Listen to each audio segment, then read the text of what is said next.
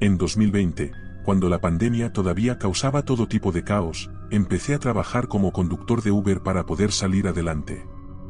Me habían despedido de mi trabajo en una tienda y necesitaba ingresos rápidos. Lo interesante de los trabajos como este es que te topas con todo tipo de personas, especialmente si trabajas de noche, como era mi caso. Tuve encuentros incómodos, pasajeros ebrios, conversaciones raras, pero nada de eso se compara con lo que ocurrió un viernes por la noche, en octubre. Pasaba un poco de la medianoche y acababa de dejar a un pasajero en un hotel a las afueras de la ciudad. Casi de inmediato, la aplicación me notificó una nueva solicitud. El punto de recogida estaba a unos 6 minutos, justo frente a una bolera que formaba parte de una pequeña plaza comercial. Nada fuera de lo común. El nombre del pasajero era Derek. Acepté el viaje y me dirigí hacia allá. Cuando llegué, el lugar estaba en completo silencio. Apenas unas luces tenues en el estacionamiento, ni un solo coche a la vista. La bolera parecía cerrada, pero bajo una de las farolas había un hombre parado solo. Llevaba una sudadera con capucha gris y jeans. Era alto, tal vez medía cerca de 1,90, con las manos en los bolsillos y la cabeza agachada, como si estuviera mirando sus zapatos. Al acercarme, me miró, pero no saludó ni se movió. Bajé la ventanilla y le pregunté: ¿Eres Derek? Asintió lentamente, caminó hacia el coche y se subió al asiento trasero, justo detrás de mí. Inicié el viaje y le pregunté si la dirección que aparecía en la app, una zona residencial a unos 20 minutos de ahí, era correcta. Sí, está bien, respondió con voz baja. Me respondió con una voz tranquila y apagada. Recuerdo que pensé que sonaba un poco extraño. No estaba ebrio ni drogado, simplemente parecía vacío, sin emociones. Pero en ese momento no le di demasiada importancia. Empecé a conducir, y él no dijo ni una palabra durante los siguientes 5 o 6 minutos.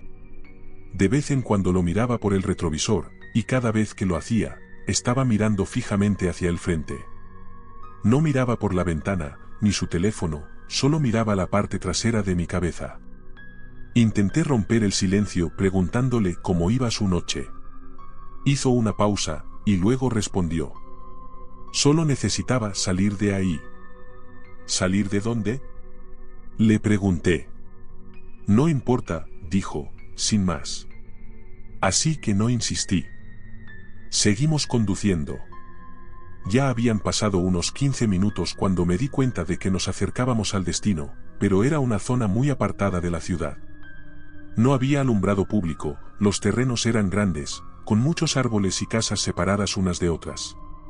Al acercarnos a la dirección, de repente se inclinó hacia adelante y dijo: En realidad, puedes meterte en esa entrada de coche, justo ahí.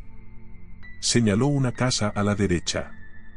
La casa estaba completamente a oscuras, sin luces por dentro ni por fuera. Se veía vieja, abandonada incluso. El césped estaba crecido, la pintura de las paredes exteriores se estaba cayendo. Tampoco había ningún coche estacionado. ¿Es aquí?, pregunté, algo dudoso. Solo métete, respondió. Vacilé un momento, pero giré y entré en el camino de entrada. Me detuve cerca de la puerta principal y puse el coche en modo estacionamiento. Él no bajó. Lo miré por el retrovisor y le pregunté: ¿Todo bien? Él seguía mirando fijamente hacia la puerta de la casa. Espera aquí, dijo, sin apartar la vista. Salió del coche y empezó a caminar hacia la casa. Pero no fue a la puerta principal. Rodeó el costado del edificio y desapareció de mi vista. Me quedé ahí, esperando, quizá unos 2 minutos, debatiéndome entre qué hacer. Técnicamente el viaje seguía activo, y no quería cancelarlo para que no me penalizaran, pero algo no me olía bien. Mi instinto me decía que ese tipo no solo había ido a recoger algo. Finalmente, marqué el viaje como completado manualmente y me preparé para salir de ahí. Pero justo cuando iba a poner la reversa, lo vi regresando hacia el coche, rápido. Tenía las manos vacías y una expresión extraña en la cara. No sabría decir si estaba enojado o emocionado, pero se notaba alterado. Desactivé el seguro de las puertas porque no quería generar un conflicto, aunque todo en mí gritaba que no lo dejara subir de nuevo. Abrió la puerta trasera, se subió y dijo: «Llévame al otro lugar». «¿Qué otro lugar?», pregunté. «Solo maneja, yo te digo». Le dije que tenía que ingresarlo en la app. No respondió. Se quedó mirándome fijamente a través del espejo retrovisor. Volví a repetir: «No puedo llevarte a ningún lado si no lo pones en la aplicación». Guardó silencio unos segundos, y luego dijo que lo llevara de regreso al lugar donde lo había recogido. Ya no quería discutir, así que empecé a conducir de regreso al centro comercial. Durante todo el trayecto, se sentía una tensión muy pesada en el aire. Él no decía nada, pero podía sentir su mirada clavada en mí. Se me erizó la piel. Seguía mirando fijamente la parte de atrás de mi cabeza. En un intento por aliviar el ambiente, solté: «Noche difícil, ¿no?». Él respondió: «Podrías decir eso». «¿Todo bien?», pregunté con cautela. «Todavía no», contestó, sin más. No hice más preguntas. Cuando llegamos al centro comercial, estacioné bajo la misma farola donde lo había recogido. Iba a decir algo, pero se inclinó hacia adelante y me preguntó: «¿Alguna vez te has preguntado cómo vas a morir?». Me congelé. Solté una risa nerviosa y respondí: «No es algo en lo que piense mucho». Él no se rió. Solo se recostó de nuevo en el asiento. Tras unos segundos, dijo: «Yo pienso en eso todo el tiempo». Luego abrió la puerta y bajó del coche sin decir una palabra más. No cerró la puerta de inmediato. Se quedó ahí parado, medio dentro y medio fuera del vehículo. Entonces me miró y dijo: «Esta noche recogiste al tipo equivocado». Cerró la puerta y se alejó, desapareciendo entre las sombras detrás de la bolera. Me quedé inmóvil un rato, demasiado alterado como para reaccionar. Finalmente, reuní el valor para conducir de regreso a casa, mirando constantemente los espejos retrovisores. Cuando llegué, volví a revisar los detalles del viaje, y algo no cuadraba. El nombre había desaparecido. Ya no decía Derek. Ahora estaba en blanco. Sin nombre, sin foto de perfil, sin historial del viaje. Como si nunca hubiera sucedido. Contacté al soporte de Uber para reportarlo, pero me dijeron que no había datos disponibles del viaje. A veces, según ellos, eso puede pasar si la aplicación se cierra inesperadamente o si el pasajero cancela a mitad del trayecto. Pero yo sé lo que vi. Sé que completé ese viaje. Sé que ese hombre subió a mi coche, y también sé lo que me dijo antes de irse. «Esta noche recogiste al tipo equivocado». Nunca lo volví a ver, y espero sinceramente no volver a hacerlo. Pero cada vez que recibo una solicitud en un estacionamiento mal iluminado, o cuando tengo a un pasajero silencioso sentado en el asiento trasero, recuerdo esa noche. Y recuerdo esa sensación. La sensación de que algo terrible pudo haber pasado. Tal vez se arrepintió en el último segundo. O tal vez, nunca planeó hacer nada. Tal vez solo quería asustar a alguien. Pero aún me pregunto qué quiso decir exactamente. ¿Y si alguna vez encontró el coche correcto? Acababa de dejar a unos universitarios que no paraban de gritar en el asiento trasero. Estaba al borde de un dolor de cabeza, así que me alegró recibir una nueva solicitud que parecía mucho más tranquila. El nombre decía Chris, y el punto de recogida era una calle lateral, cerca del centro. Lo raro era que el PIN estaba colocado en un área bastante extraña. No había bares ni departamentos cerca, más bien parecía detrás de un viejo centro comercial. Pero pensé que quizá era solo una mala ubicación del GPS. Pasa a veces. Conduje hasta allá y vi a un tipo en la esquina. Tenía puesta una sudadera con capucha, jeans, y miraba fijamente su celular. Me acerqué y dije: «¿Chris?». Él asintió con la cabeza y subió al asiento trasero sin decir una palabra. No olía a alcohol ni arrastraba las palabras, parecía sobrio, simplemente muy callado. No me saludó, ni respondió cuando le pregunté cómo iba su noche. Pero bueno, hay personas que no son de hablar mucho, así que no le di demasiada importancia. Empecé el viaje. El destino estaba al otro lado de la ciudad, a unos 25 minutos, en un vecindario residencial al que había ido tal vez una o dos veces antes. Lo que me llamó la atención fue lo oscuro que estaba todo por esa zona. Había tramos sin alumbrado público, bastante aislados. Aproximadamente 5 minutos después de iniciar el trayecto, noté que Chris tenía el celular en la mano, pero no estaba escribiendo ni llamando a nadie. Lo sostenía plano, sobre sus piernas, con la linterna encendida, apuntando ligeramente hacia mi asiento. Medio en broma le pregunté: ¿todo bien allá atrás? Él apenas murmuró: sí. Y luego apagó la linterna. Los siguientes 20 minutos transcurrieron en absoluto silencio. Solo el zumbido del motor, y una tensión extraña que se acumulaba poco a poco en el coche. No sé cómo describirlo. Algo no estaba bien con ese tipo. No era que pareciera peligroso, pero definitivamente había algo perturbador en él, como si no estuviera realmente presente. Llegamos al vecindario y seguí el GPS hasta la dirección indicada. Pero al llegar, noté que todo estaba completamente oscuro. Ni una luz en el porche, ni adentro. Nada. Le pregunté: ¿es aquí? Chris no respondió. Solo se quedó sentado. Me giré para mirarlo y repetí un poco más fuerte: oye, ¿es aquí? Él seguía mirando por la ventana, como si yo no estuviera hablando. Lo repetí una vez más, y finalmente asintió con la cabeza. Así que puse el coche en modo estacionamiento y le dije: que tengas buena noche. Pero no se movió. Solo se quedó ahí sentado. Le pregunté de nuevo: ¿estás bien? Finalmente, extendió la mano, abrió la puerta y bajó, pero no la cerró. Se quedó de pie, con la puerta abierta, mirando hacia la casa. Yo esperé. Pasaron unos segundos. Luego 20. Luego un minuto entero. Estaba a punto de decirle algo cuando, de repente, se dio la vuelta, me miró directamente a través de la puerta abierta y dijo: necesito volver. Parpadeé, confundido. ¿A dónde me recogiste?, respondió con voz plana, sin emoción. No supe qué decir. Era un viaje de 25 minutos, y no podía simplemente revertirlo. Le dije que tenía que solicitar otro viaje desde la aplicación. Pero él solo me miró.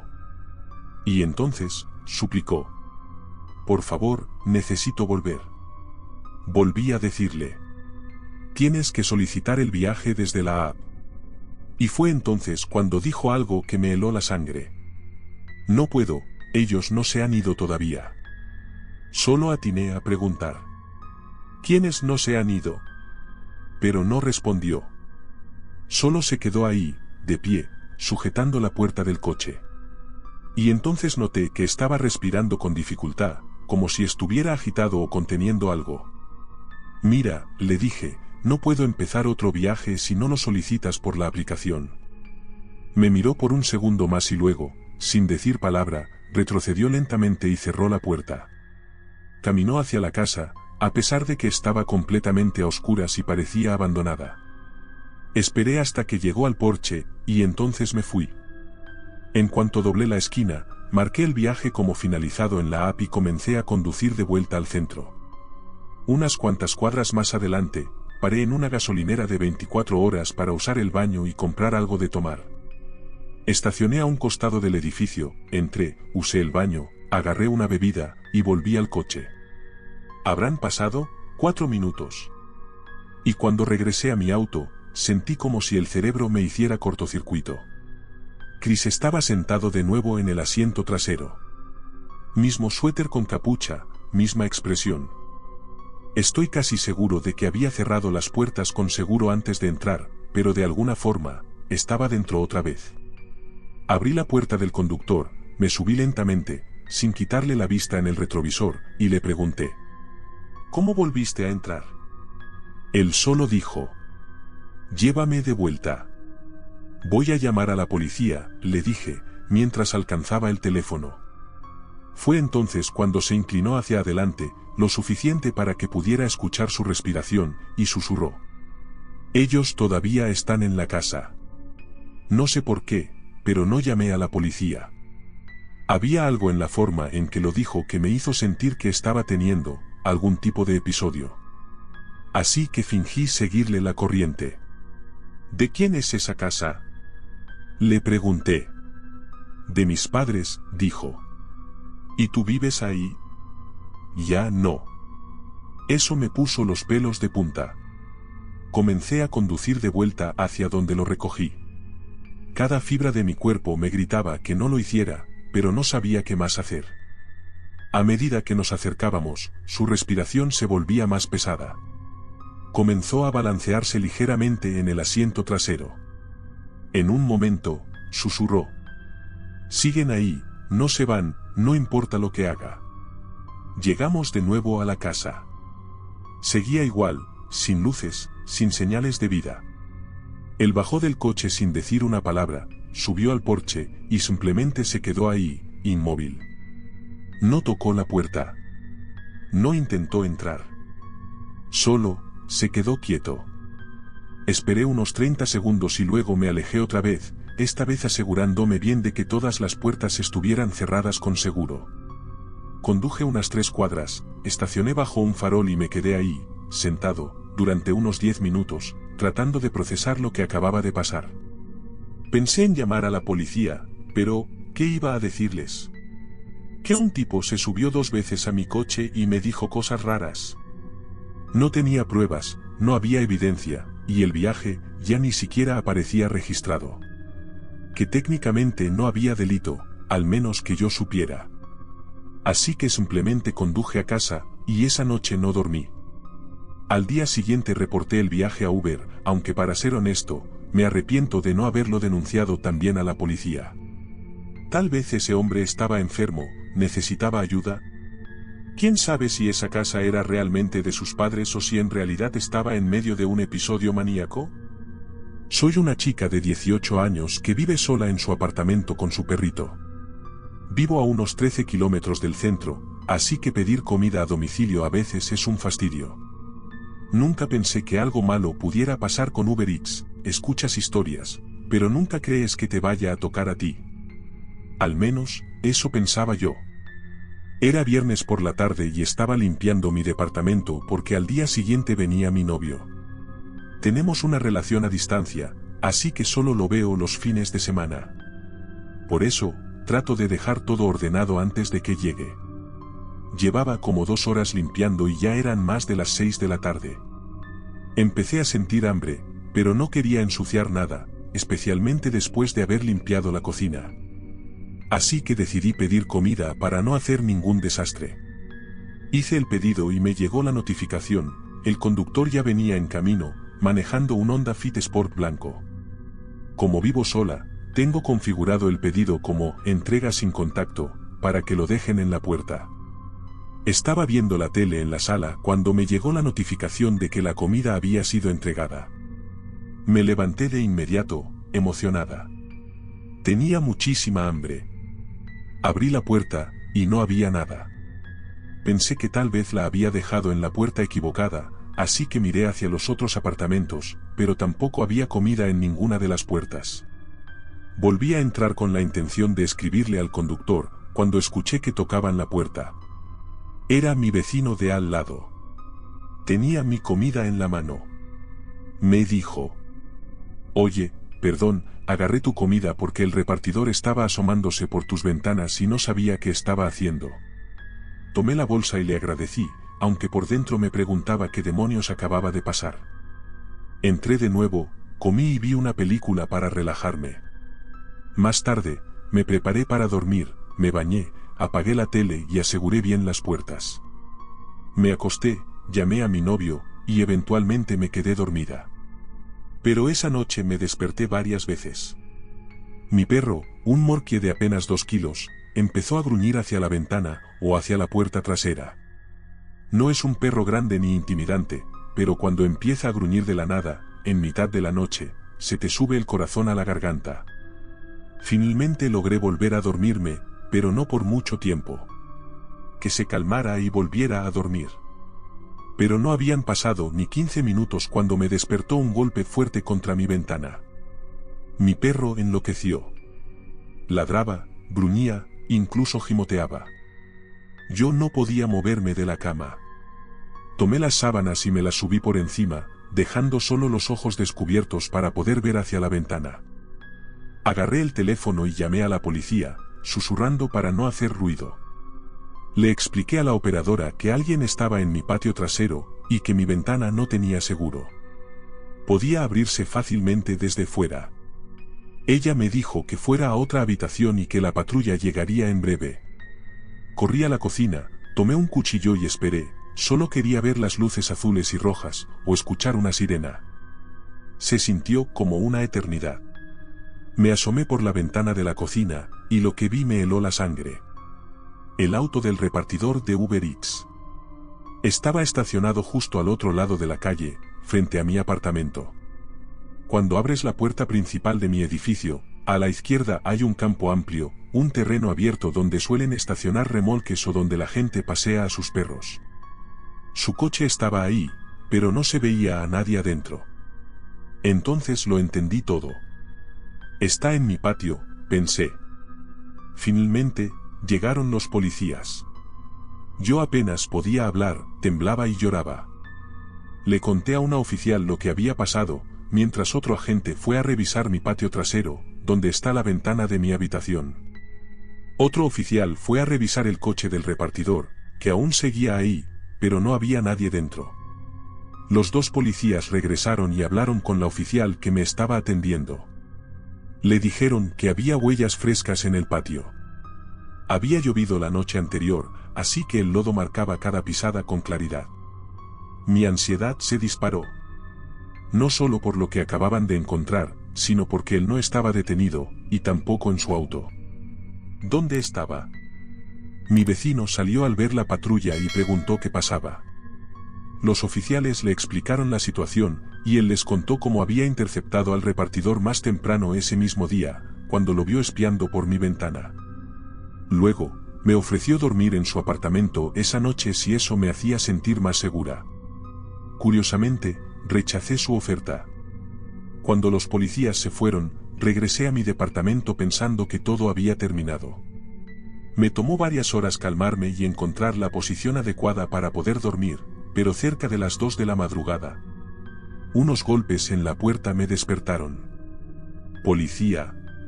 ¿Otra vez? No puede ser, pensé.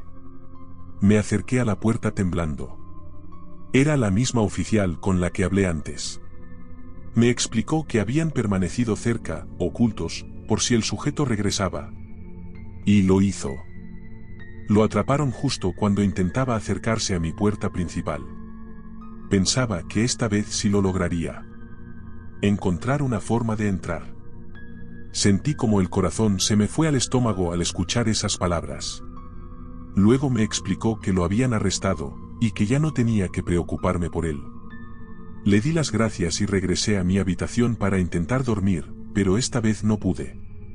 Y desde entonces, nunca más volví a usar Uber Eats cuando estoy sola en casa. Tenía 26 años en ese entonces, soy hombre y estaba en Washington DC de vacaciones, visitando a mi prometida, a quien llamaré Sara para esta historia. Fui para asistir a su ceremonia de graduación tras terminar el entrenamiento básico. Era un gran acontecimiento para su familia, y ella me había pedido que estuviera ahí. Así que dije, ¿por qué no?, y reservé mi vuelo. Llegué aproximadamente una semana antes que el resto de su familia, para que tuviéramos unos días a solas antes de que ella se ocupara con todos los preparativos familiares. Durante ese tiempo, Sara se quedó conmigo en el hotel. En algún momento, decidimos salir a explorar algunos de los sitios históricos que ofrece Washington. Yo nunca había estado ahí, así que la idea me entusiasmó mucho. Una vez llegamos, pasamos unas 4 horas caminando y visitando lugares emblemáticos, el monumento a Lincoln, el monumento a Washington, el Capitolio y hasta la Casa Blanca. Fue una experiencia fascinante para mí, ya que en la secundaria me perdí el viaje escolar para verlos. Sara, en ese entonces, parecía disfrutar de mi entusiasmo. Ambos lo pasamos muy bien. Después de varias horas caminando, decidimos que era momento de regresar al hotel. Completa opuesta. Estábamos yendo en dirección contraria al hotel. Mi cuerpo, cansado y relajado, se tensó de inmediato. Sara me miró sin decir una palabra, pero su expresión lo decía todo, algo no estaba bien. Intenté no entrar en pánico. Miré por la ventana para ver si podía ubicarme, pero nada me resultaba familiar. Entonces, decidí hablar. Disculpe, dije con voz firme, ¿estamos yendo al hotel correcto?